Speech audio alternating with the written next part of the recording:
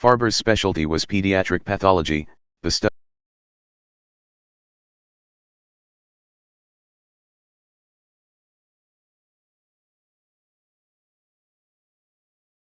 He had spent nearly 20 years in these subterranean rooms staring obsessively down his microscope and climbing through the academic ranks to become chief of pathology at Children's.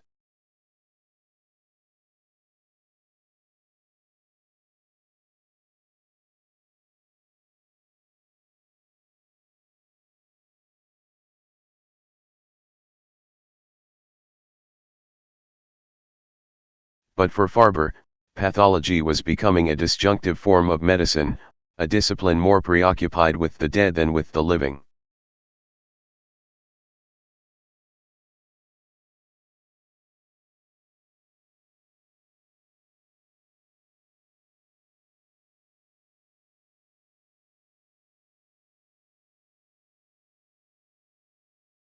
Farber now felt impatient watching illness from its sidelines, never touching or treating a live patient. He was tired of tissues and cells. He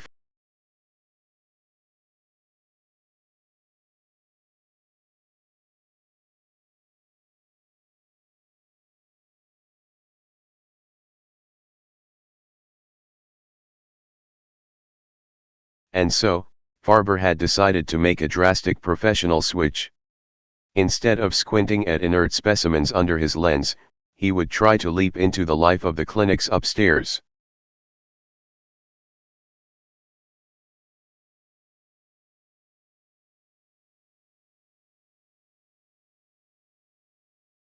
From the microscopic world that he knew so well into the magnified real world of patients and illnesses.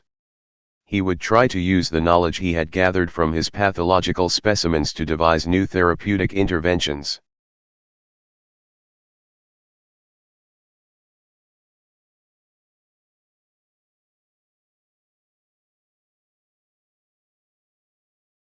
The parcel from New York contained a few vials of a yellow crystalline chemical named aminopterin.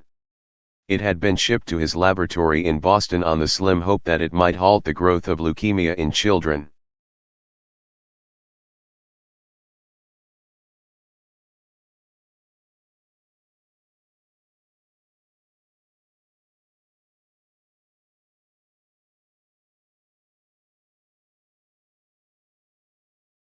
Had Farber asked any of the pediatricians circulating in the wards above him about the likelihood of developing an anti-leukemic drug, they would have advised him not to bother trying.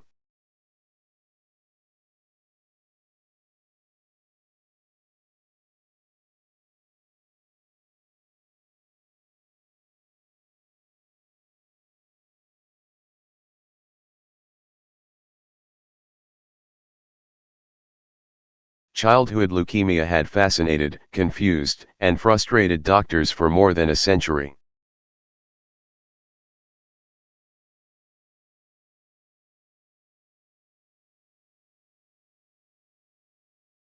The disease had been analyzed, classified, subclassified, and subdivided meticulously, in the musty, leather-bound books on the library shelves at Children's. Anderson's Pathology or Boyd's Pathology of Internal Diseases page upon page was.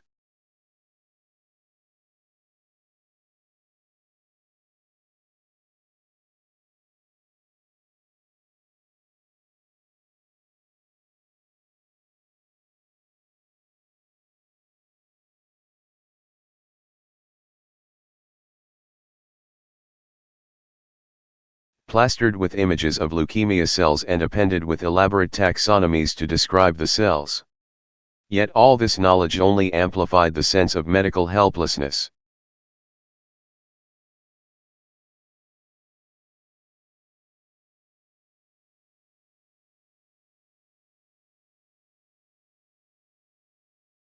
The disease had turned into an object of empty fascination, a wax museum doll studied and photographed in exquisite detail but without any therapeutic or practical advances.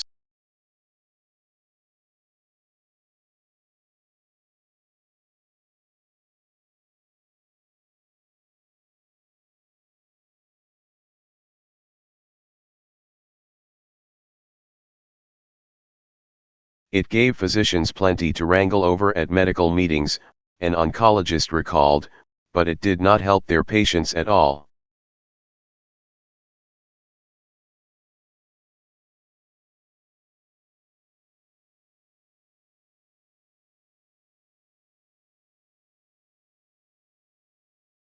A patient with acute leukemia was brought to the hospital in a flurry of excitement, discussed on medical rounds with professorial grandiosity, and then, as a medical magazine drily noted, diagnosed, transfused and sent home to die.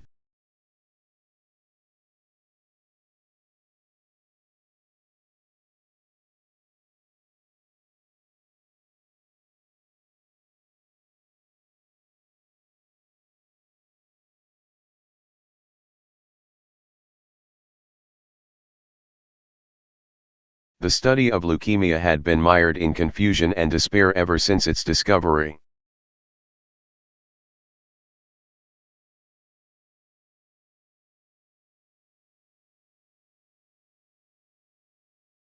On March 19, 1845, a Scottish physician, John Bennett, had described an unusual case, a 28-year-old slate layer with a mysterious swelling in his spleen.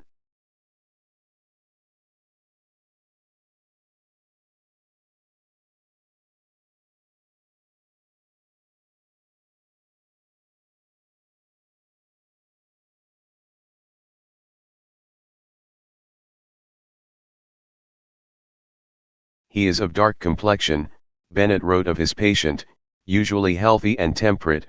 He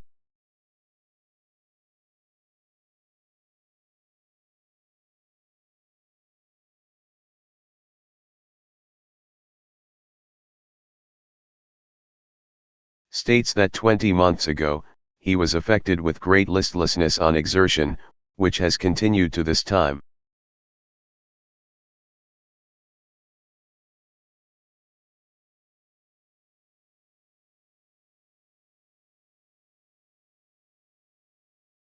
In June last he noticed a tumor in the left side of his abdomen which has gradually increased in size till 4 months since, when it became stationary.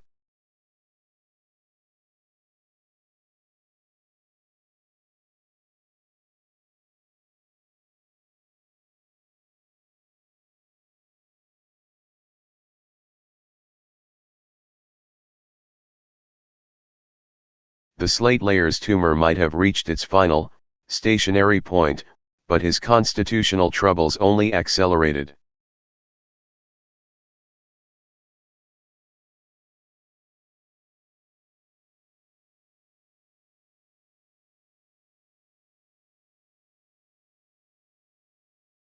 Over the next few weeks, Bennett's patient spiraled from symptom to symptom: fevers, flashes of bleeding, sudden fits of abdominal pain gradually at first, then on a tighter, faster arc.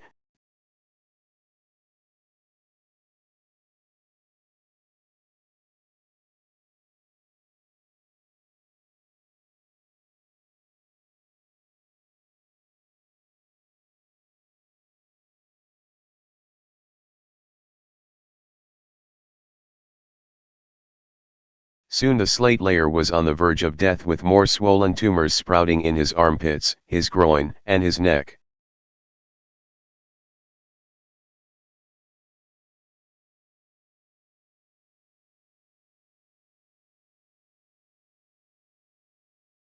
He was treated with the customary leeches and purging, but to no avail. At the autopsy a few weeks later, Bennett was convinced that he had found the reason behind the symptoms. His patient's blood was chock full of white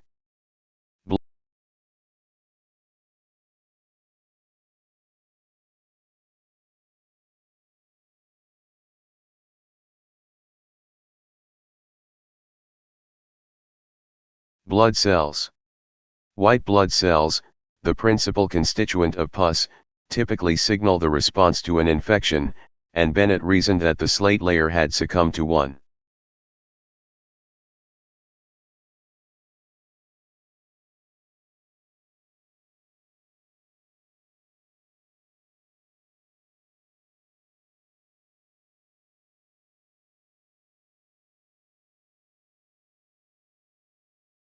The following case seems to me particularly valuable, he wrote self-assuredly, as it will serve to demonstrate the existence of true pus, formed universally within the vascular system.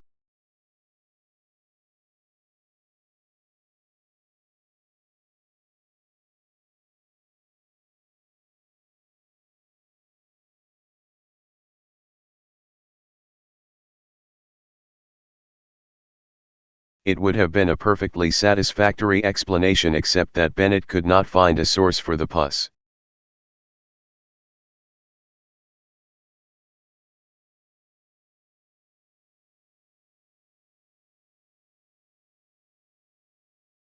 During the necropsy, he pored carefully through the body, combing the tissues and organs for signs of an abscess or wound. But no other stigmata of infection were to be found.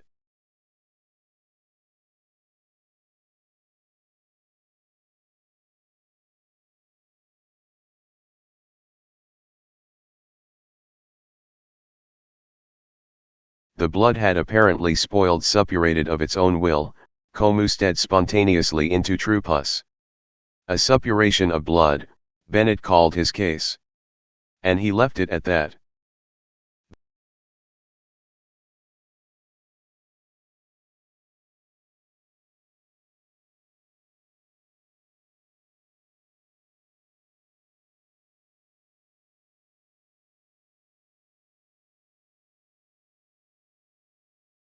Bennett was wrong, of course, about his spontaneous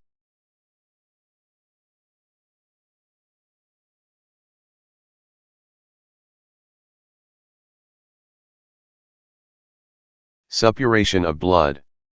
A little over 4 months after Bennett had described the Slater's illness, a 24-year-old German researcher, Rudolf Virchow, independently published a case report with striking similarities to Bennett's case.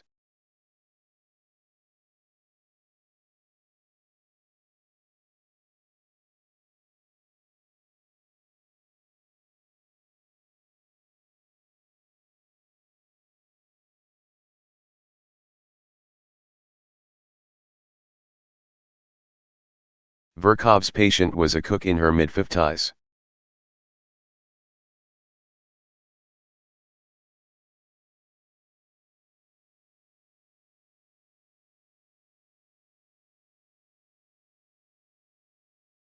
White cells had explosively overgrown her blood, forming dense and pulpy pools in her spleen.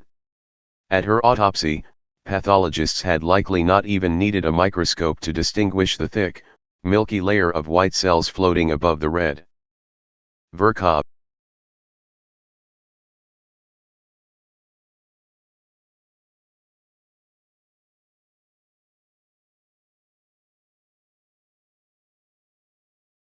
Virchow, who knew of Bennett's case, couldn't bring himself to believe Bennett's theory.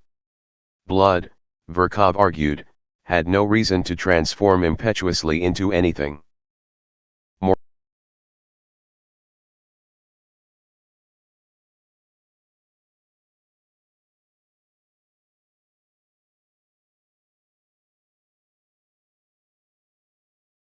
Moreover, the unusual symptoms bothered him, what of the massively enlarged spleen? Or the absence of any wound or source of pus in the body? Virchow began to wonder if the blood itself was abnormal.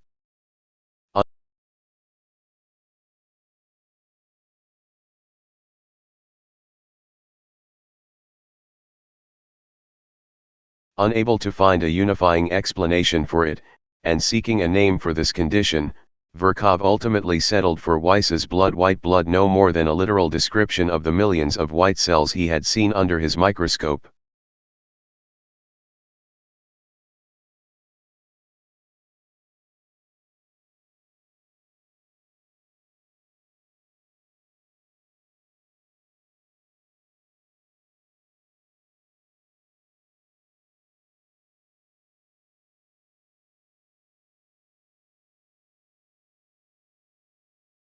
Name to the more academic-sounding leukemia from leukos, the Greek word for white.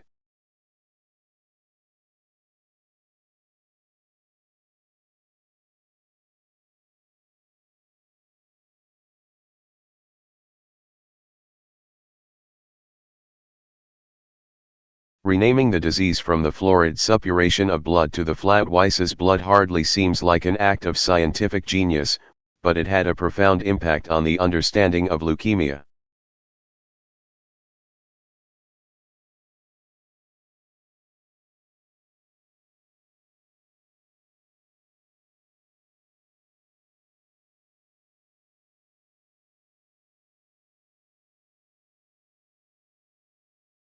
An illness, at the moment of its discovery, is a fragile idea, a hothouse flower deeply, disproportionately influenced by names and classifications.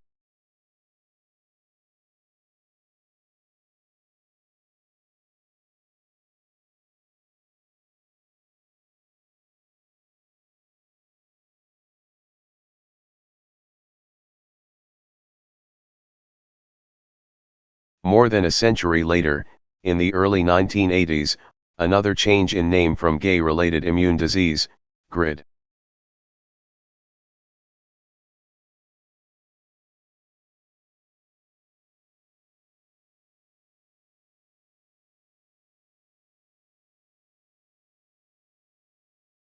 To acquired immunodeficiency syndrome, AIDS, would signal an epic shift in the understanding of that disease asterisk.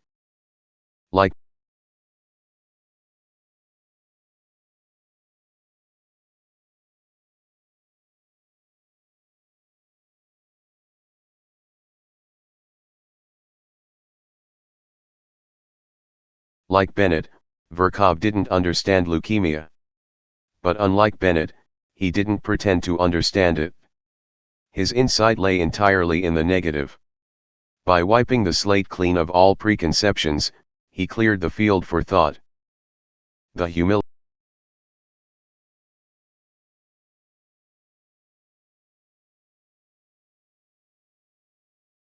humility of the name, and the underlying humility about his understanding of cause, epitomized Virchow's approach to medicine.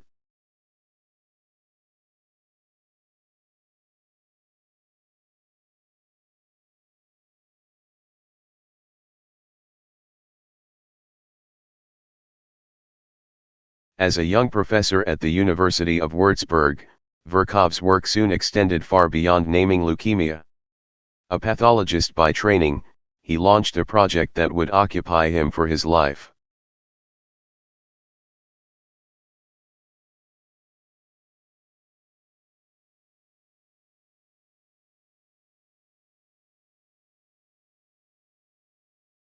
Describing human diseases in simple cellular terms.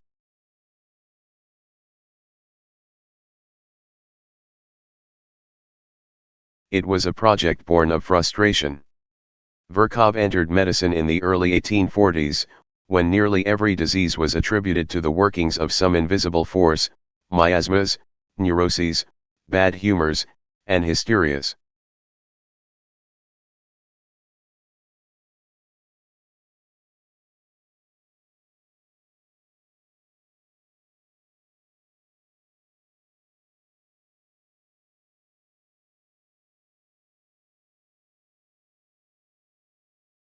Perplexed by what he couldn't see, Virchow turned with revolutionary zeal to what he could see, cells under the microscope.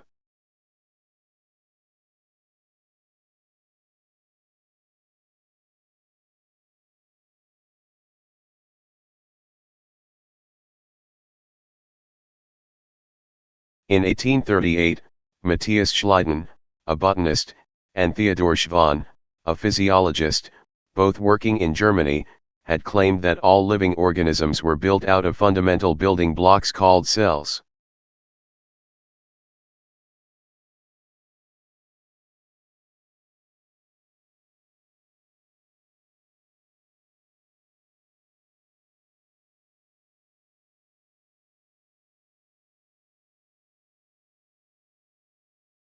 Borrowing and extending this idea, Virchow said,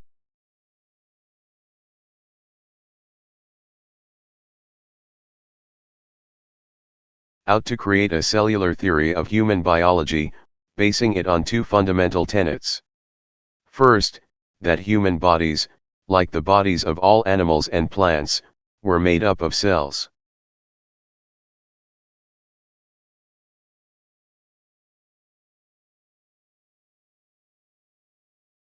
Second, that cells only arose from other cells, omnes cellula e cellula, as he put it.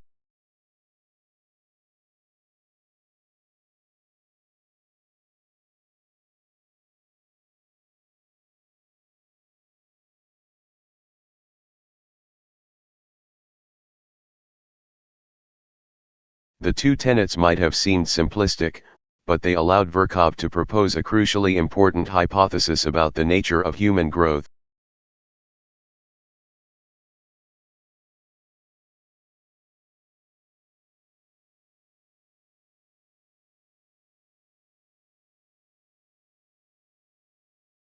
If cells only arose from other cells, then growth could occur in only two ways, either by increasing cell numbers or by increasing cell size.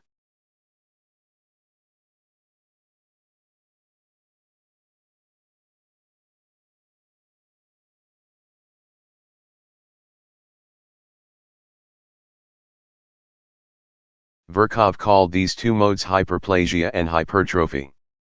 In hypertrophy, the number of cells did not change, instead, each individual cell merely grew in size.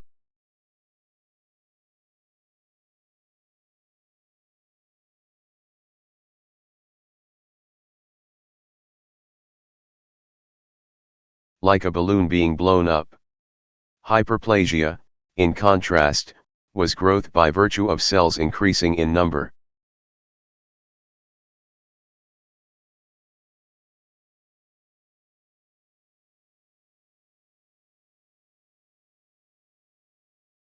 Every growing human tissue could be described in terms of hypertrophy and hyperplasia.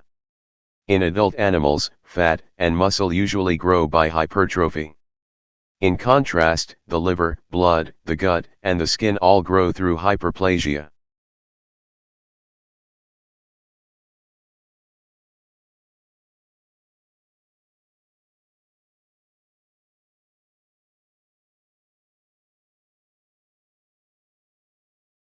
Cells becoming more cells, omnes cellula e cellula e cellula.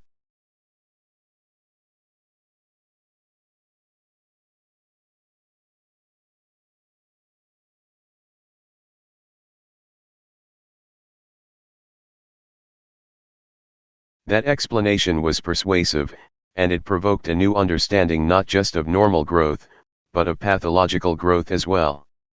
Like normal growth, pathological growth could also be achieved through hypertrophy and hyperplasia.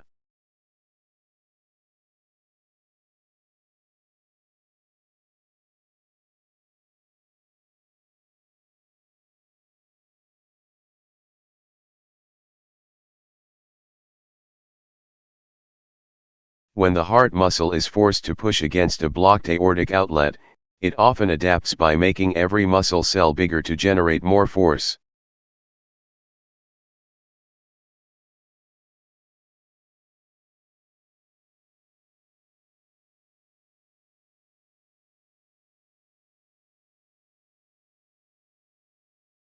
Eventually resulting in a heart so overgrown that it may be unable to function normally, pathological hypertrophy.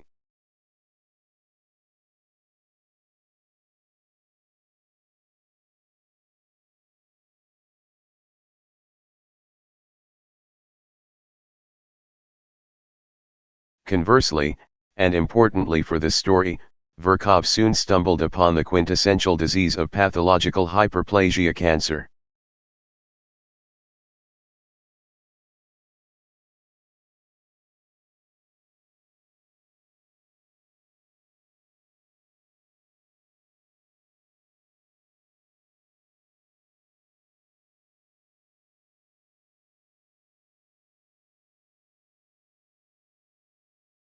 Looking at cancerous growths through his microscope, Virchow discovered an uncontrolled growth of cells, hyperplasia in its extreme form. As Virchow examined the architecture of cancers, the growth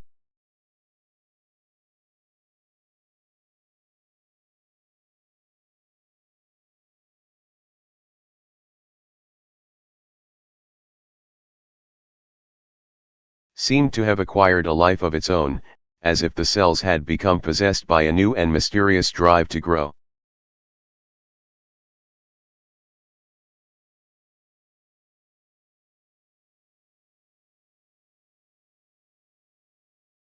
This was not just ordinary growth, but growth redefined, growth in a new form.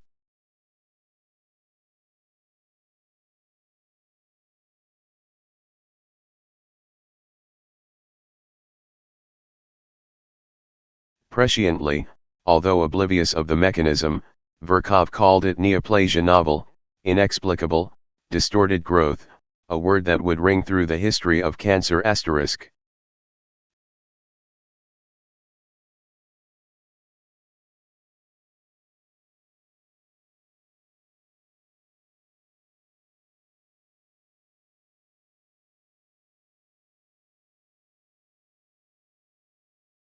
By the time Virchow died in 1902, a new theory of cancer had slowly coalesced out of all these observations.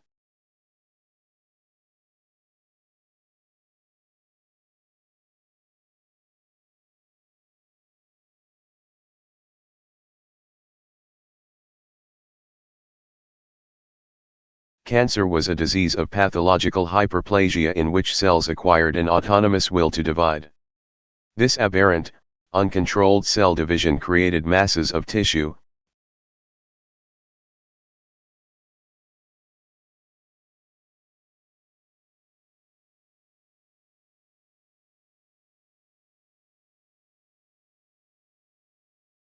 that invaded organs and destroyed normal tissues. These tumors could also spread from one side to another, causing outcroppings of the disease called metastases in distant sites, such as the bones, the brain, or the lungs. Cancer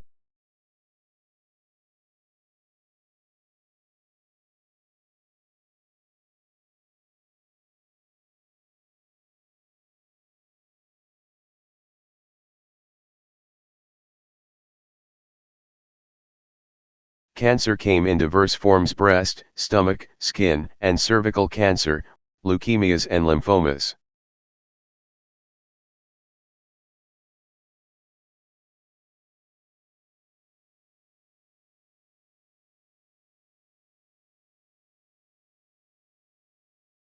But all these diseases were deeply connected at the cellular level. In every case, cells had all acquired the same characteristic, uncontrollable pathological cell division.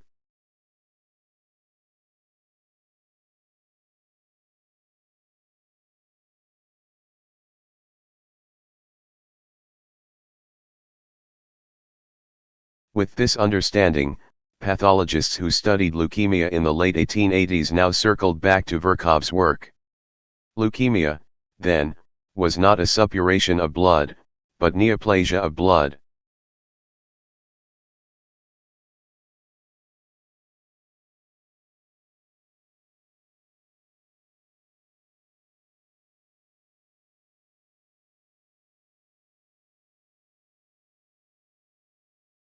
Bennett's earlier fantasy had germinated an entire field of fantasies among scientists, who had gone searching, and dutifully found, all sorts of invisible parasites and bacteria bursting out of leukemia cells.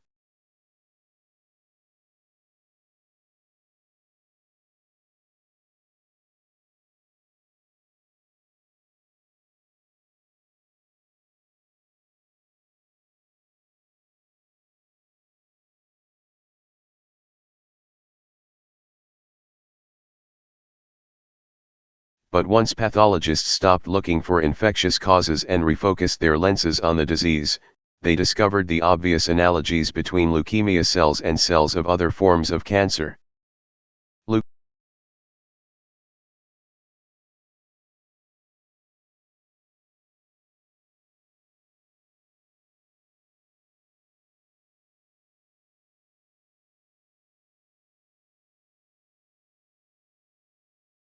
Leukemia was a malignant proliferation of white cells in the blood. It was cancer in a molten, liquid form.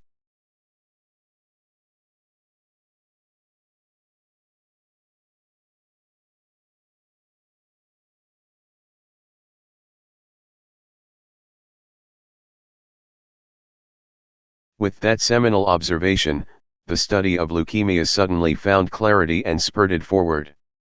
By the early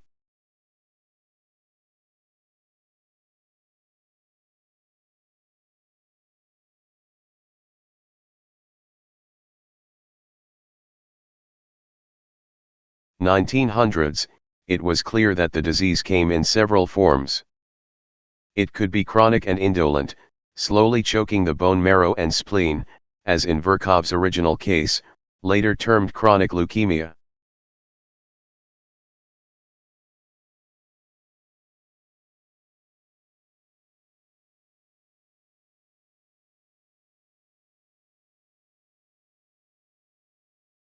Or it could be acute and violent, almost a different illness in its personality, with flashes of fever, paroxysmal fits of bleeding, and a dazzlingly rapid overgrowth of cells as in Bennett's patient.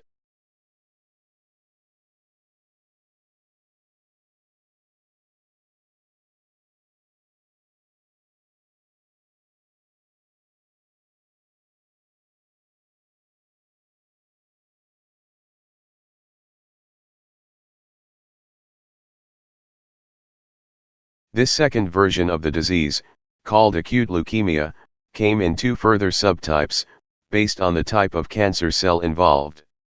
Normal white cells in the blood can be broadly divided into two types of cells: myeloid cells or lymphoid cells.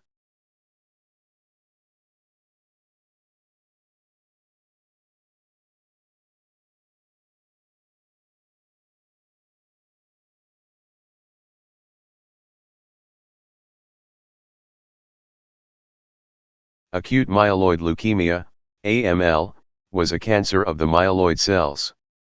Acute lymphoblastic leukemia, ALL, was cancer of immature lymphoid cells.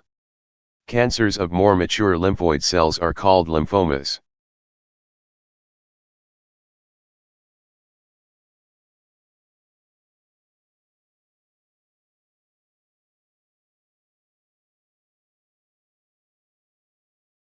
In children, leukemia was most commonly ALL.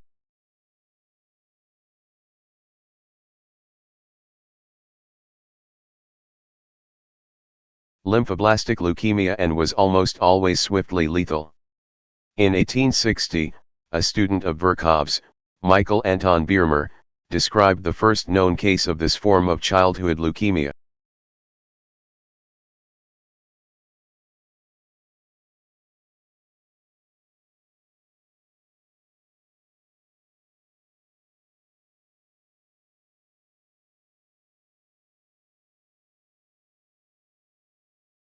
Maria Speyer, an energetic, vivacious, and playful 5-year-old daughter of a Würzburg carpenter, was initially seen at the clinic because she had become lethargic in school and developed bloody bruises on her skin.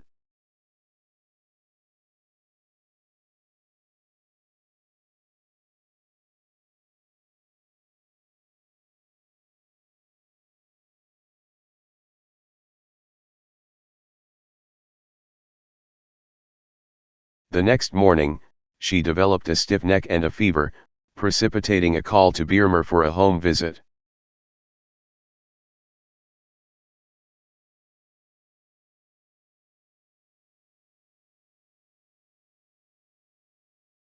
That night, Biermer drew a drop of blood from Maria's veins, looked at the smear using a candlelit bedside microscope, and found millions of leukemia cells in the blood. Maria slept fitfully late into the evening.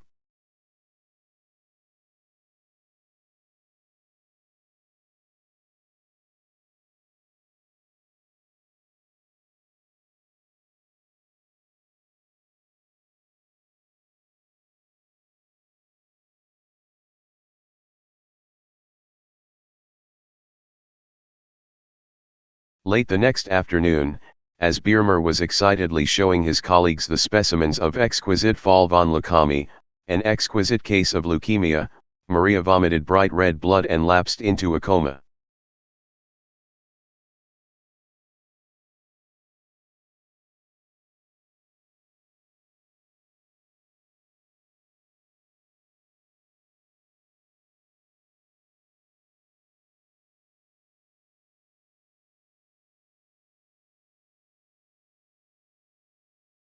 By the time Biermer returned to her house that evening, the child had been dead for several hours. From its first symptom to diagnosis to death.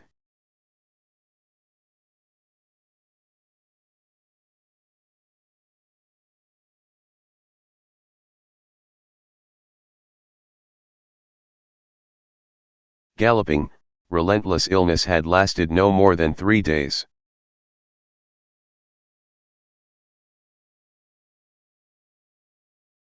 Although nowhere as aggressive as Maria Spire's leukemia, Carla's illness was astonishing in its own right.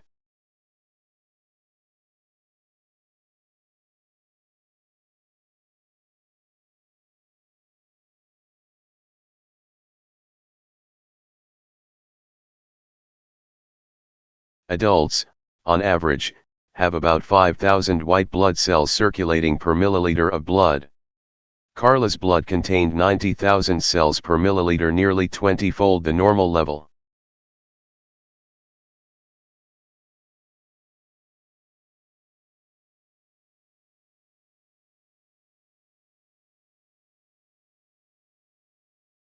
"95% of these cells were blasts, malignant lymphoid cells produced at a frenetic pace but unable to mature into fully developed lymphocytes.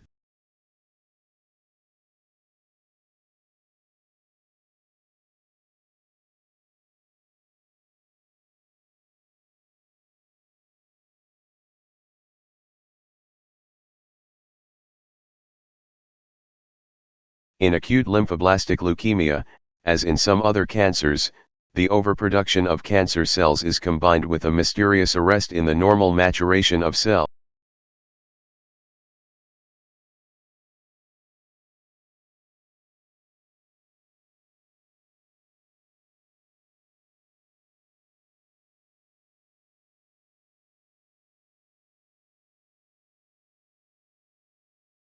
Lymphoid cells are thus produced in vast excess, but, unable to mature, they cannot fulfill their normal function in fighting microbes.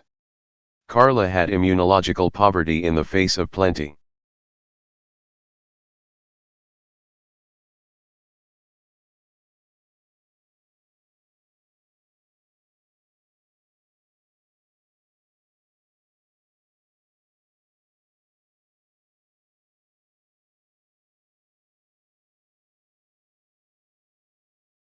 White blood cells are produced in the bone marrow.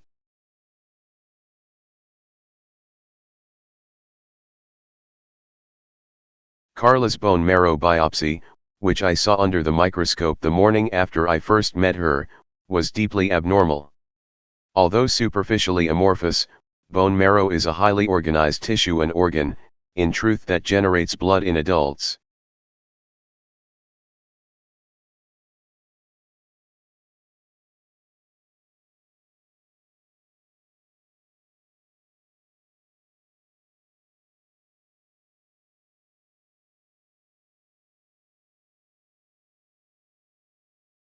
Typically, bone marrow biopsies contain spicules of bone and, within these spicules, islands of growing blood cells. Nurseries for the genesis of new blood. In Carla's marrow, this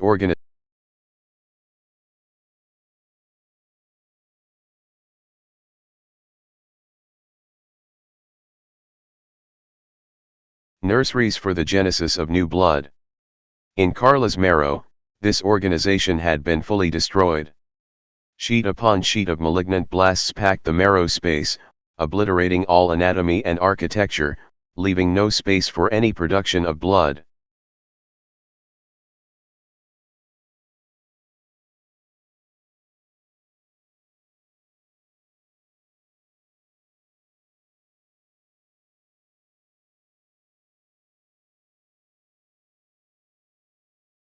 Carla was at the edge of a physiological abyss.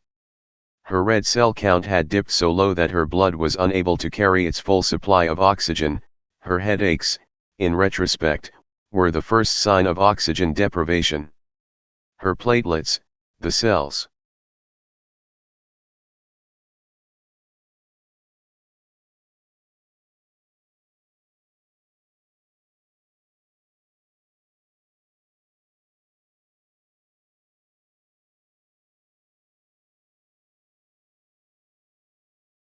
responsible for clotting blood, had collapsed to nearly zero, causing her bruises.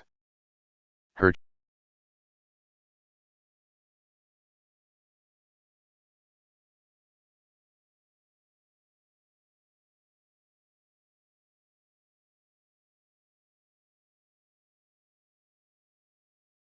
Her treatment would require extraordinary finesse.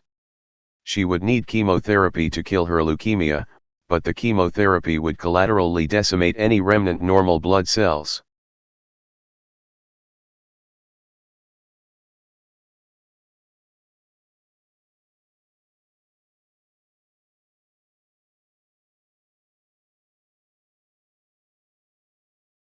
We would push her deeper into the abyss to try to rescue her. For Carla, the only way out would be the way through. Sydney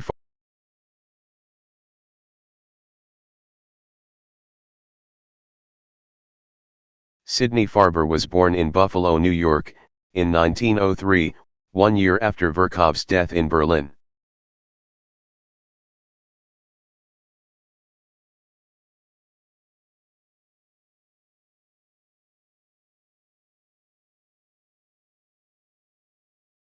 His father, Simon Farber, a former bargeeman in Poland, had immigrated to America in the late 19th century and worked in an insurance agency.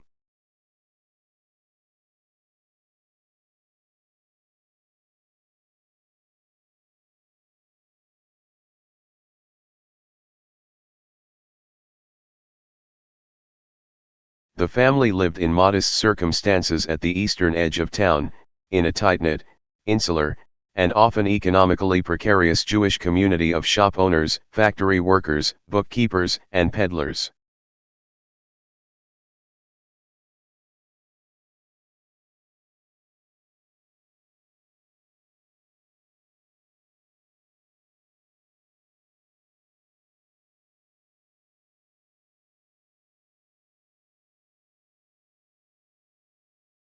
Pushed relentlessly to succeed, the Farber children were held to high academic standards.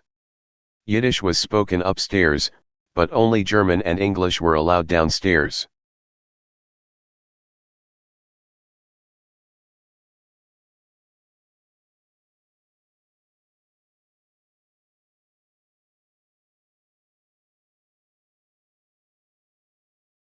The elder Farber often brought home textbooks and scattered them across the dinner table, expecting each child to select and master one book, then provide a detailed report for him.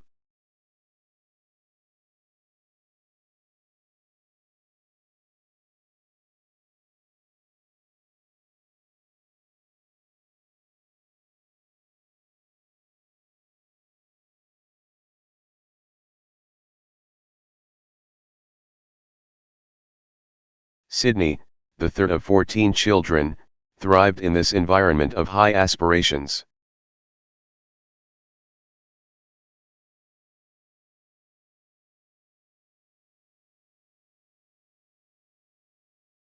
He studied both biology and philosophy in college and graduated from the University of Buffalo in 1923, playing the violin at music halls to support his college education.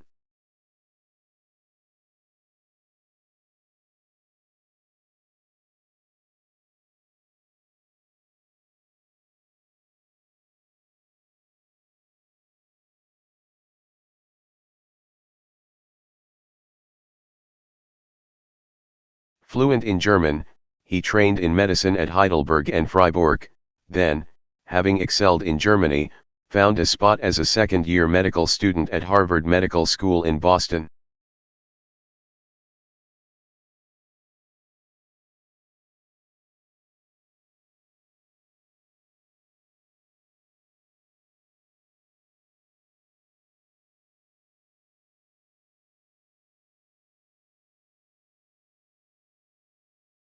The circular journey from New York to Boston via Heidelberg was not unusual. In the mid-1920s, Jewish students often found it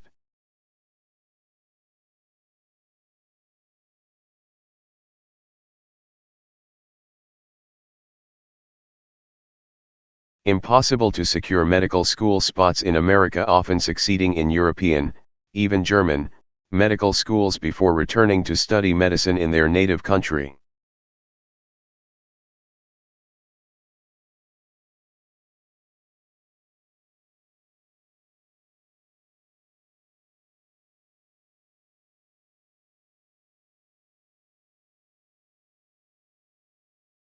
Farber thus arrived at Harvard as an outsider. His colleagues found him arrogant and insufferable, but, he too, relearning lessons that he had already learned, seemed to be suffering through it all.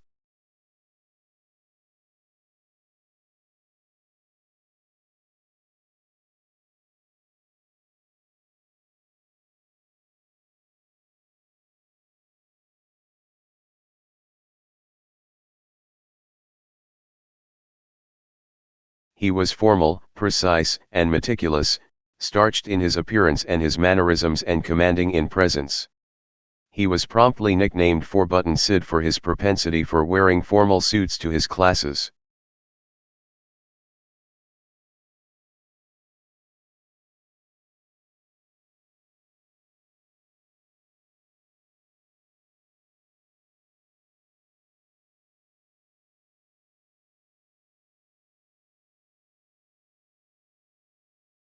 Farber completed his advanced training in pathology in the late 1920s and became the first full-time pathologist at the Children's Hospital in Boston.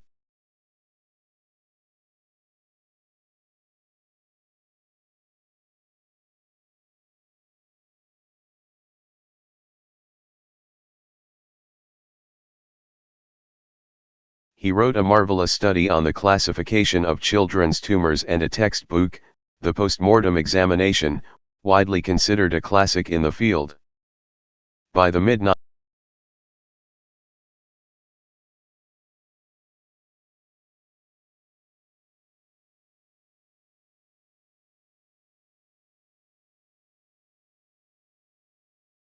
By the mid-1930s, he was firmly ensconced in the back alleys of the hospital as a preeminent pathologist, a doctor of the dead.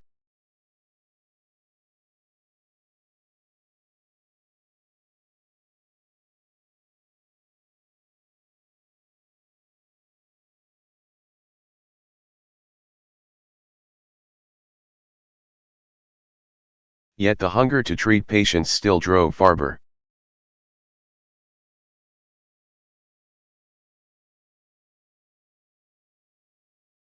And sitting in his basement laboratory in the summer of 1947, Farber had a single inspired idea. He chose, among all cancers, to focus his attention on one of its oddest and most hopeless variants: childhood leukemia.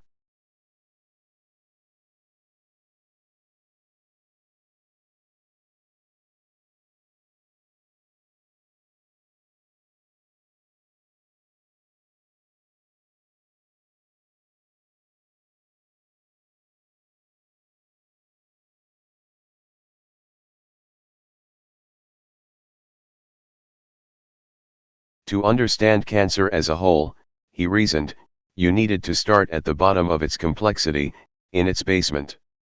And despite its many idiosyncrasies, leukemia possessed a singularly attractive feature: it could be measured.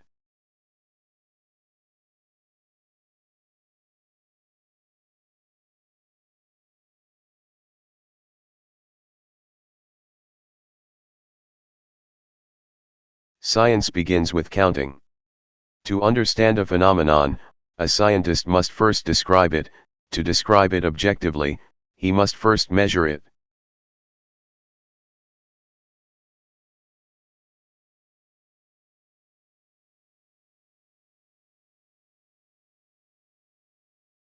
If cancer medicine was to be transformed into a rigorous science, then cancer would need to be counted somehow, measured in some reliable, reproducible way.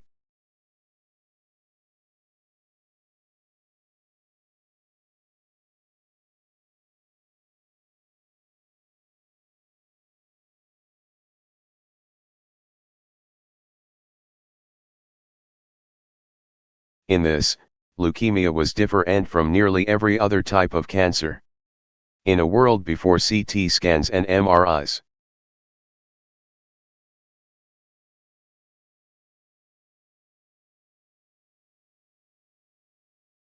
quantifying the change in size of an internal solid tumor in the lung or the breast was virtually impossible without surgery.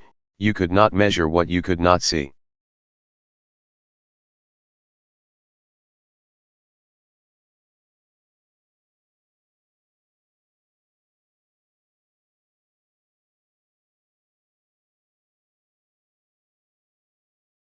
But leukemia, floating freely in the blood, could be measured as easily as blood cells by drawing a sample of blood or bone marrow and looking at it under a microscope.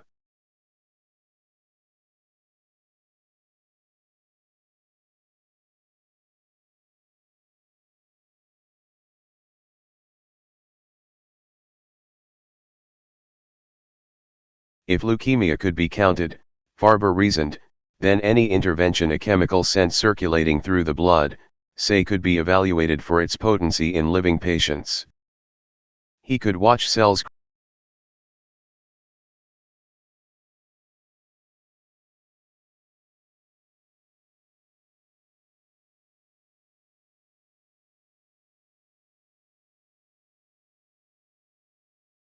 He could watch cells grow or die in the blood and use that to measure the success or failure of a drug. He could perform an experiment on cancer.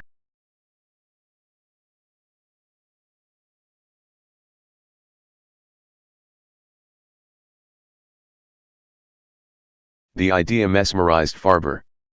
In the 1940s and 50s, young biologists were galvanized by the idea of using simple models to understand complex phenomena. Complexity was best understood by building from the ground up.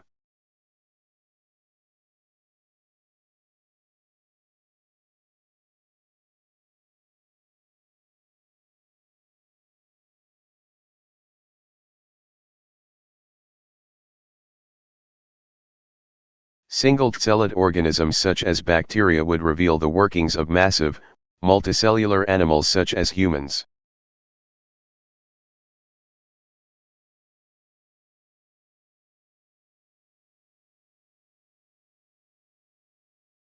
What is true for E. coli, a microscopic bacterium, the French biochemist Jacques Monod would grandly declare in 1954, must also be true for elephants.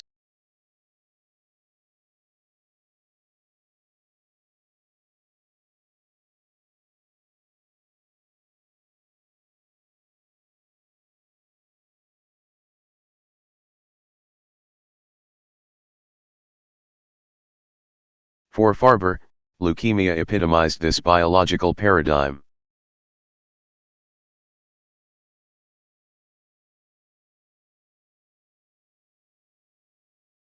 From this simple, atypical beast he would extrapolate into the vastly more complex world of other cancers. The bacterium would teach him to think about the elephant. He was, by nature, a quick and often impulsive thinker.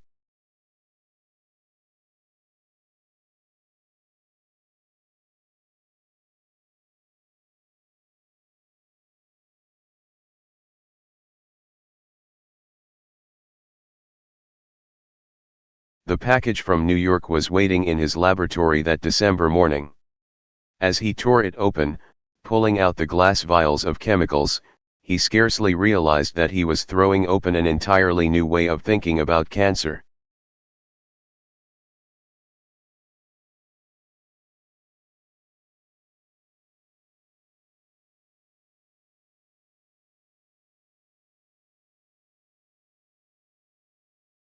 Although the link between microorganisms and infection was yet to be established, the connection between pus purulence and sepsis, fever, and death, often arising from an abscess or wound, was well known to Bennett.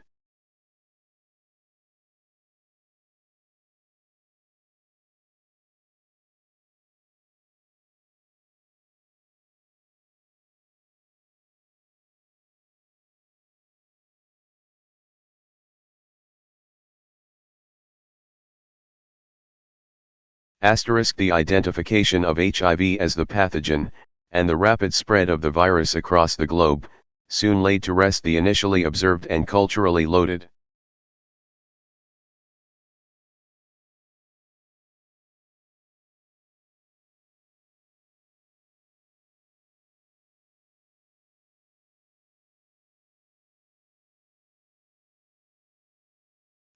Virchow did not coin the word, although he offered a comprehensive description of neoplasia.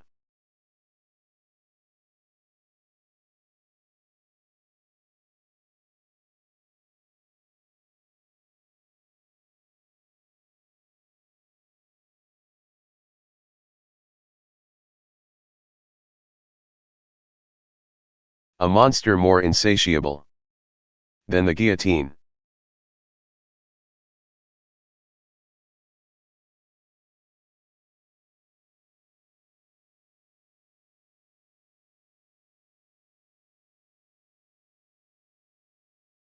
A monster more insatiable.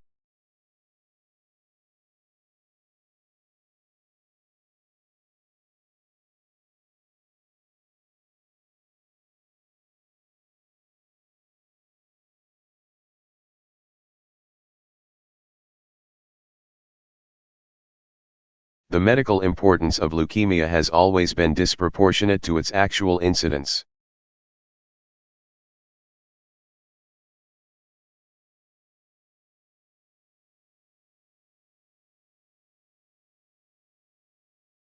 Indeed, the problems encountered in the systemic treatment of leukemia were indicative of the general directions in which cancer research as a whole was headed.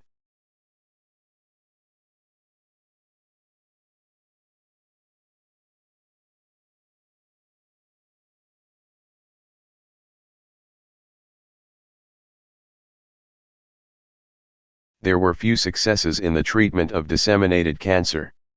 It was usually a matter of watching the tumor get bigger, and the patient, progressively smaller. John Laszlo.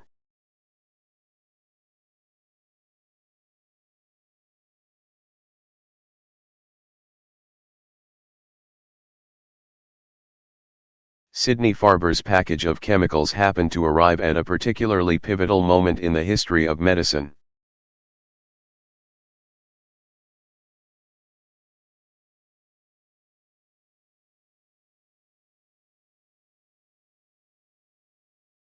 In the late 1940s, a cornucopia of pharmaceutical discoveries was tumbling open in labs and clinics around the nation. The most iconic of these new drugs were the antibiotics.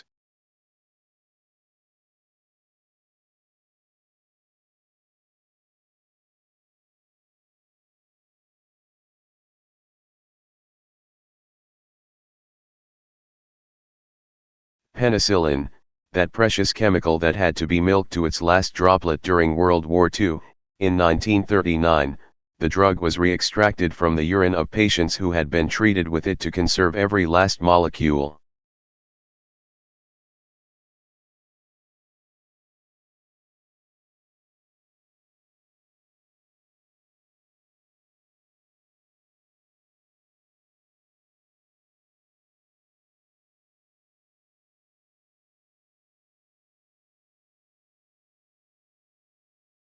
Was by the early 50s being produced in 1,000-gallon vats.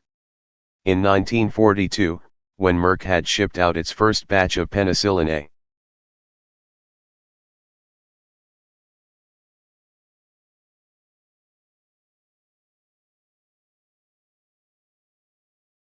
mere 5.5 grams of the drug, that amount had represented half of the entire stock of the antibiotic in America.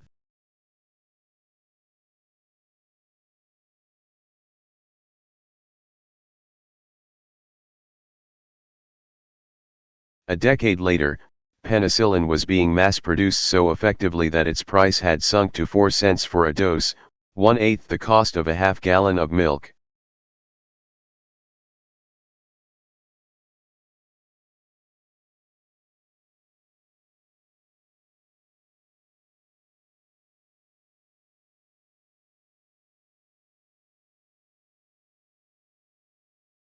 New antibiotics followed in the footsteps of penicillin.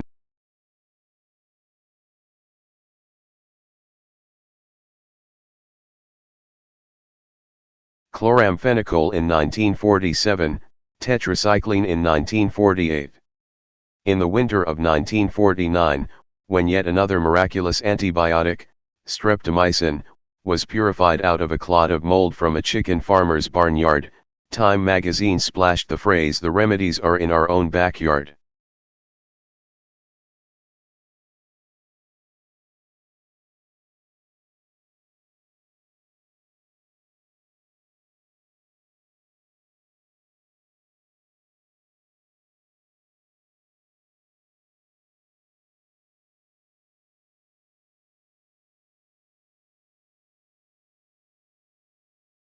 prominently across its cover. In a brick building on the far corner of Children's Hospital, in Farber's own backyard, a microbiologist named John Enders was culturing poliovirus in rolling plastic flasks.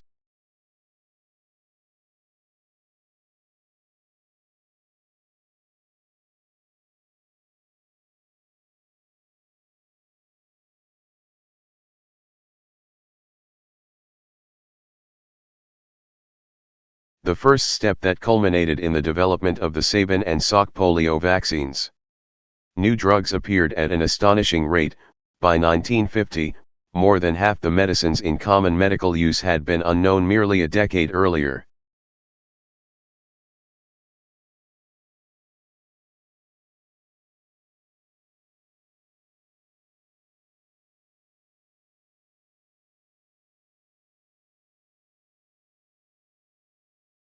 Perhaps even more significant than these miracle drugs, shifts in public health and hygiene also drastically altered the national physiognomy of illness.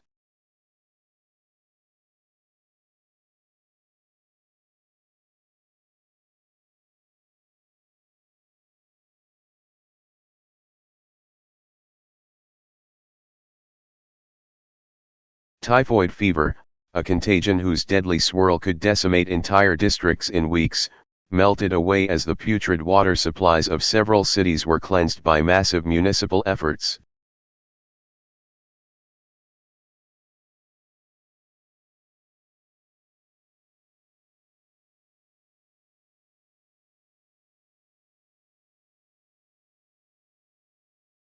Typhoid fever, even tuberculosis, the infamous white plague of the 19th century, was vanishing, its incidence plummeting by more than half between 1910 and 1940, largely due to better sanitation and public hygiene efforts.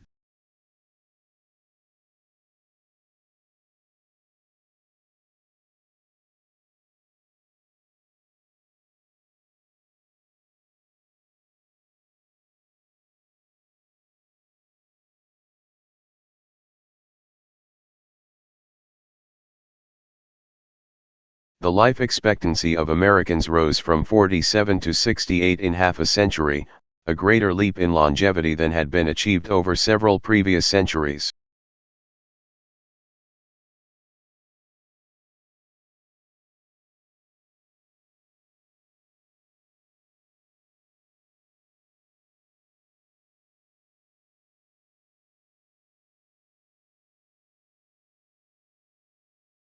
The sweeping victories of post-war medicine illustrated the potent and transformative capacity of science and technology in American life. Hospitals proliferated between 1945 and 1960, nearly 1,000 new hospitals were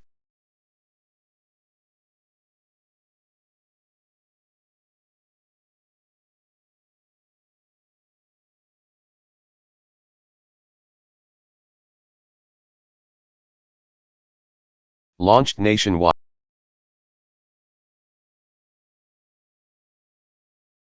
nationwide. Between 1935 and 1952, the number of patients admitted more than doubled from 7 million to 17 million per year. And with the rise in medical care came the concomitant expectation of medical cure.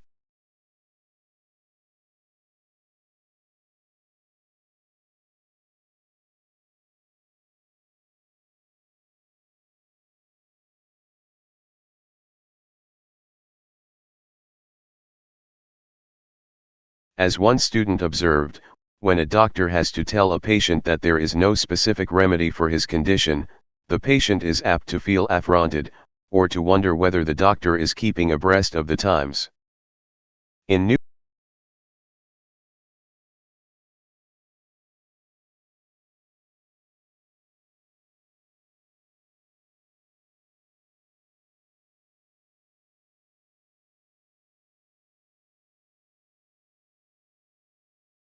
In New and sanitized suburban towns, a young generation thus dreamed of cures of a death-free, disease-free existence.